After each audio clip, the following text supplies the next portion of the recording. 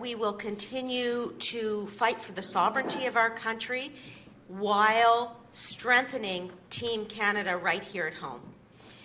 We are ready for any eventuality that comes our way from a Canada-U.S. perspective, and at the same time, we are ensuring that we are eliminating barriers to trade within our own country.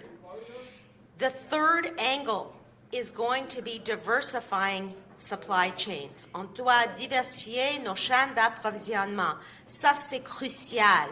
We have to make sure that we are trading with multiple partners in multiple locations. Canada is the only G7 country that has a free trade agreement with every other G7 country.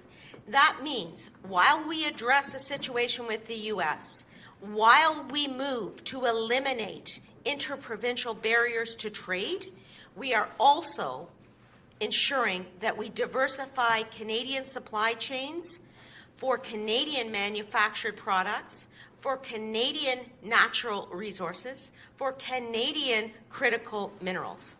The bottom line is we need to leverage Canadian strength, and that is what we will continue to do from a Team Canada perspective.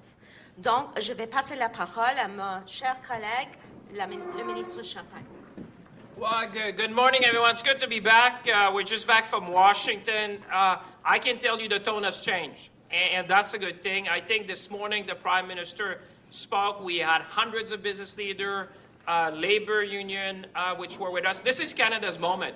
This is about Canada being ambitious. This is about Canada being confident. This is about Canada winning in the economy of the 21st century. I can tell you in our conversation we had in Washington, there's never been a better time to make the case for Canada. We know we have a reprieve, but we need to double down and making sure that our American friends understand the integrated nature of our relationship. The fact that we buy more from the United States than China, Japan, the UK, and France combined. And I would say Canada has everything to succeed. We have the talent. Let's be honest. Canada is a big magnet for talent. We have large ecosystem. We're a nation that build planes, that build cars, that build ships, that build microchips. We are a nation which has all the critical minerals to power the economy of the 21st century. We have abundant energy and renewable energy. And as my colleague said, we are the only G7 nation which has a free trade agreement with all the other G7 nations. So this is about diversifying our economy, diversifying our export market, and also perhaps diversifying how we import.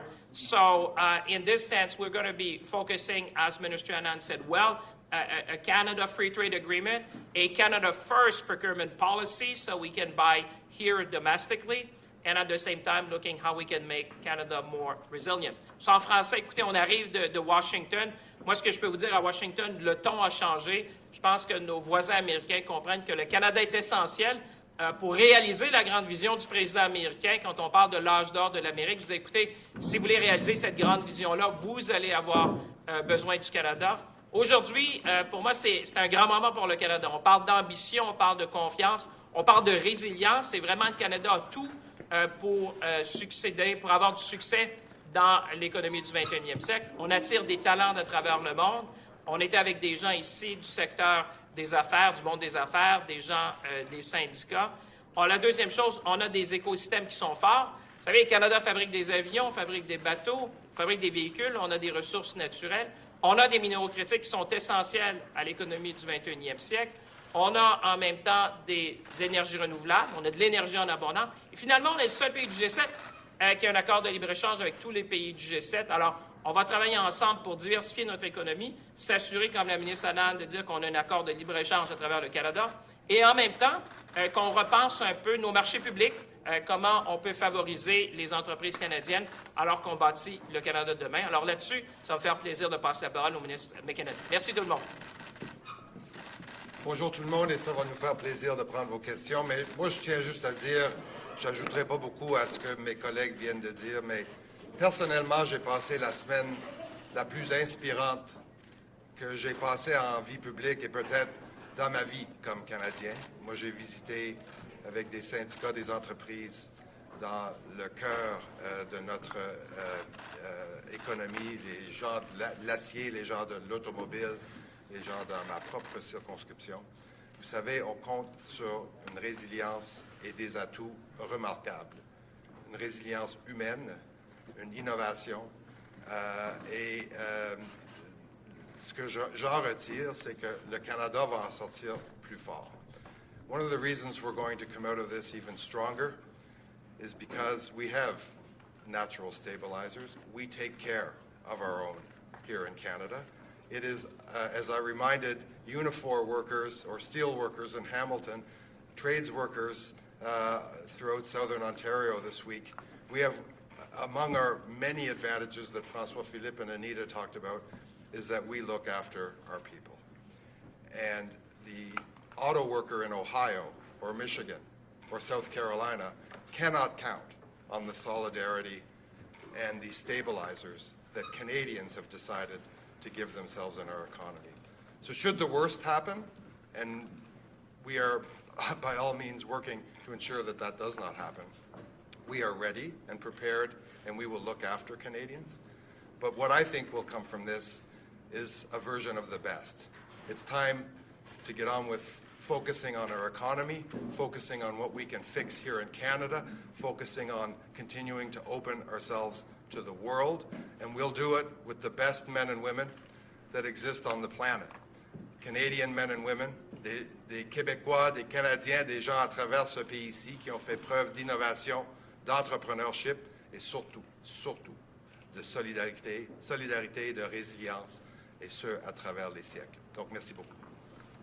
What is the priority for the first 30 days? You said you want to protect the Canadian economy, protect Canadian workers. What can they expect if the worst happens in 30 days?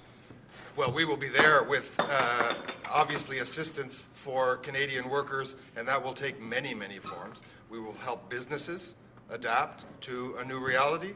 We will help Canadian workers get through any kind of dislocation that occurs, and we will continue to adapt and add to that as time goes on, if need be. But what we're here today to do is not to talk about the worst-case scenario. We're here with business leaders, with union leaders, with Indigenous leaders, with people from all across this country. One of the most inspiring sessions that I've ever been involved with, where you literally see much of the decision-making capacity of Canada in this room committing themselves to our country, committing themselves to building our country, committing themselves to a renewed focus on our strategic advantages, on our people, and on making sure that Canada comes out of this even stronger than ever. And the message I want to send to Canadians is this country is strong. Don't screw with us. We will come out ahead.